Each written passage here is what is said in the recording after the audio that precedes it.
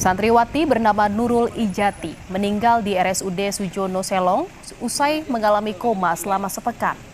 Remaja berusia 13 tahun asal ND tersebut diduga menjadi korban penganiayaan oleh sesama santri di Ponpes Al-Aziziyah, Lombok Barat. Jenazah Nurul kemudian dibawa ke Rumah Sakit Bayangkara Polda NTB untuk diotopsi. Pertama dia masih bisa tertolong kan, masih berapa menit kemudian terus pas masuk sana posisi mereka lagi satu udah lihat, saya balik keluar sudah berapa menit begitu, apa yang bagian ruangan itu akan kasih tahu kalau dia sudah tidak ada. Ini anak satu-satunya, Ibu.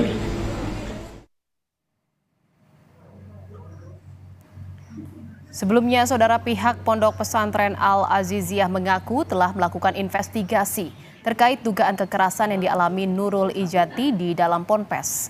Hasil investigasi, pihak Pondok Pesantren menyebut Nurul Ijati meninggal karena mengalami sakit dalam beberapa minggu terakhir akibat luka infeksi jerawat di bagian hidung. Namun terkait penyakit dan penyebab pasti luka yang dialami Nurul, pihaknya mempersilahkan untuk ditanyakan langsung ke tenaga medis.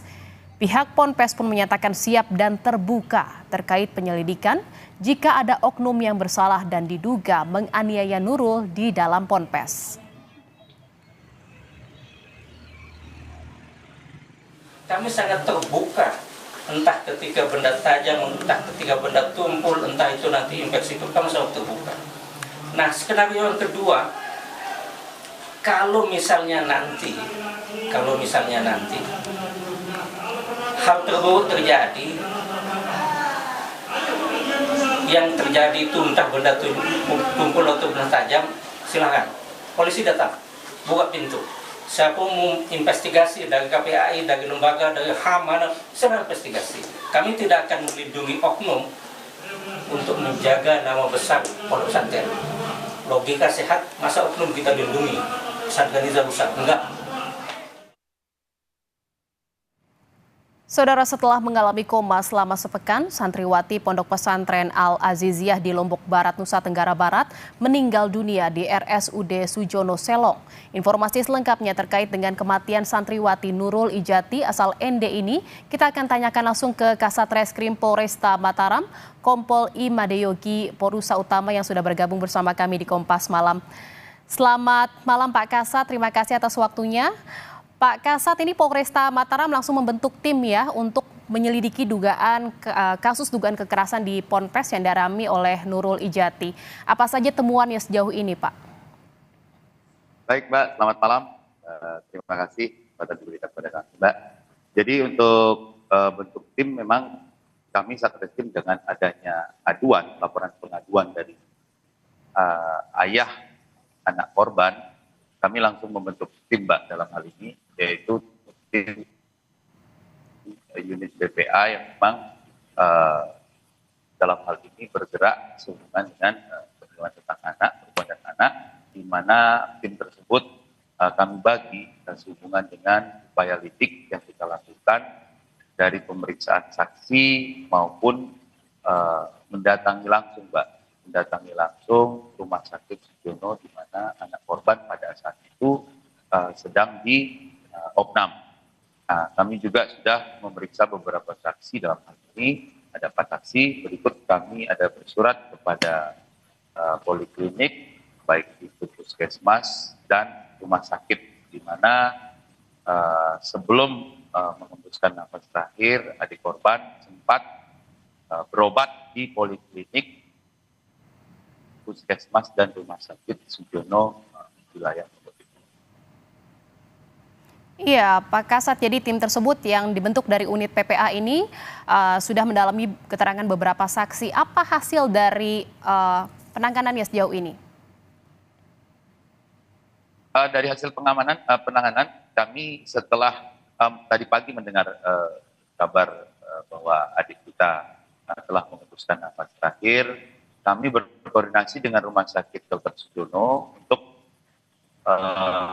mengirim jenazah korban ke rumah sakit Bayangkara Polda NTB untuk melaksanakan otopsi. Otopsi tadi siang sudah kami laksanakan dari pukul 15.00 hingga 17.00.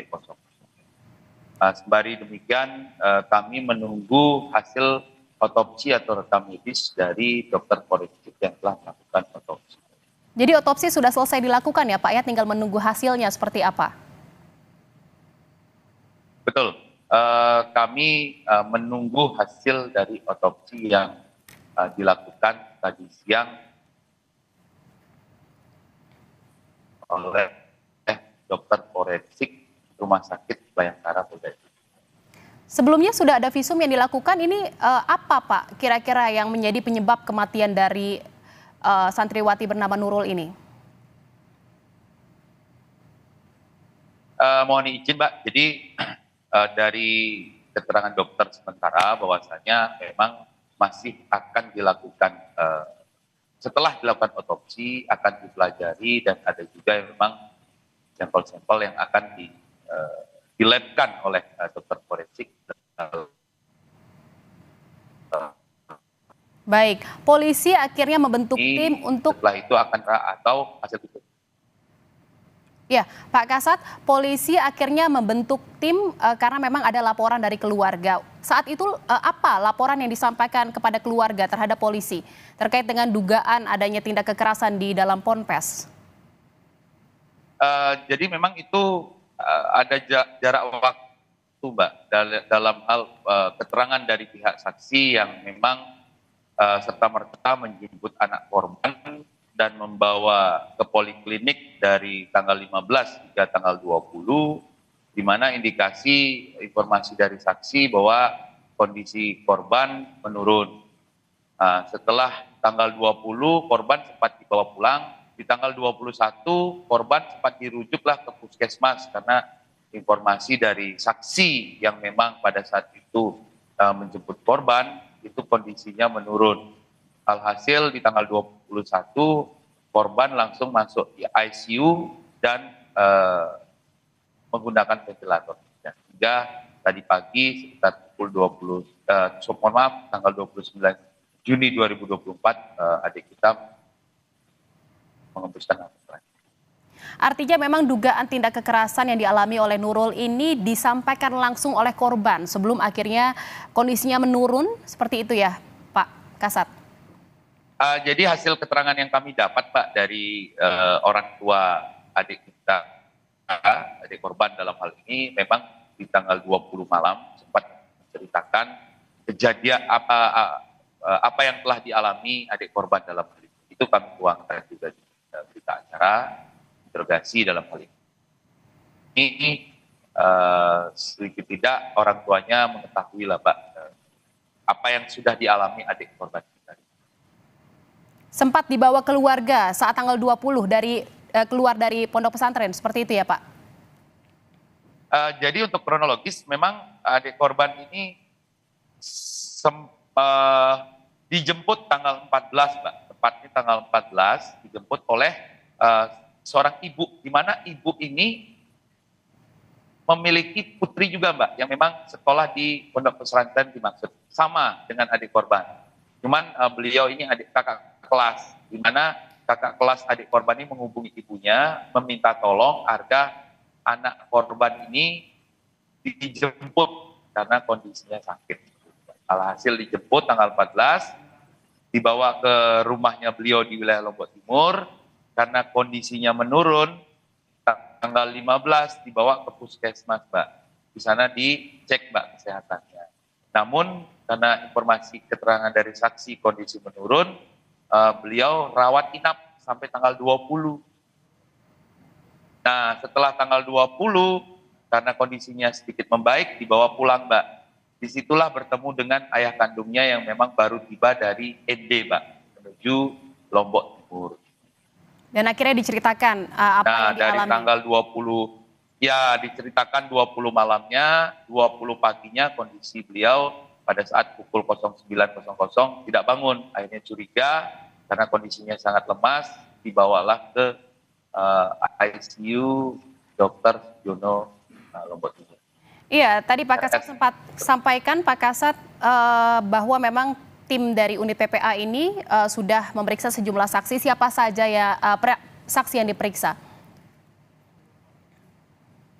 Baik Mbak, dapat kami sampaikan bahwasannya ada 4 saksi sudah kami periksa dari ayah korban, kedua Ibu Nia, inisial N, setelah itu inisial S, dan kakak dari anak korban yang masih saat ini bersekolah di ponpes yang sama dengan anak korban.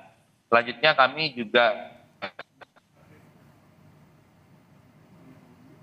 sudah menginterogasi ada di 7 pertama atau awal ada itu berobat, yang kedua puskesmas, dan yang terakhir kita interogasi dokter yang berada di Rumah Sakit Dr. Sugiono.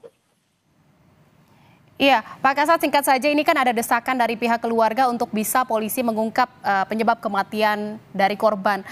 Bagaimana polisi menanggapinya dan bagaimana polisi menjawab desakan dari keluarga tersebut? Singkat saja, Pak Terima Kasat. kasih Mbak. Jadi memang ada permintaan oleh terutama dari ibu korban bahwasanya penanganan ini harus tuntas dan harus bisa dan siapa pelaku atau dalang dari semua ini. Kalau kami Mbak, mohon izin Satreskrim Polres Kota Mataram bekerja secara profesional, normatif. Ya intinya kami masih menunggu dari hasil visum otopsi. Selanjutnya kami akan bergerak untuk mengundang dari pihak ponpes dalam hal ini. Baik, terima kasih atas informasi dan perbincangannya di Kompas Malam, Kasat Reskrim Polresta Mataram, Kompol Imade Yogi Porusa Utama. Selamat malam, salam sehat Pak Kasat.